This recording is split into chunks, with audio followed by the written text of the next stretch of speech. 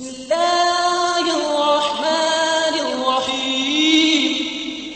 حضرت عبداللہ بن عمر رضی اللہ تعالیٰ عنہما سے روایت ہے کہ رسول اللہ صلی اللہ علیہ وسلم سے اس پانی کے بارے میں پوچھا گیا جس پر عام جانور اور درندے پانی پینے اور نہانے کے لیے آتے جاتے رہتے ہیں۔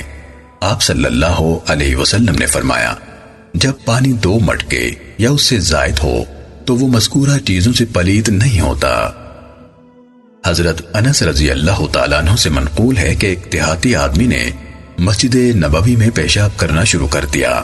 کچھ لوگ اس کی طرف بڑھے تاکہ اسے روکیں تو رسول اللہ صلی اللہ علیہ وسلم نے فرمایا، اسے رہنے دو اور اس کا پیشاب نہ روکو۔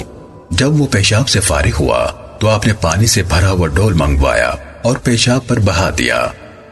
ابو عبد الرحمن یعنی امام نسائی رحمہ اللہ نے فرمایا، لا تزرموہ کے معنی ہے اس کا پیشاب نہ روکو۔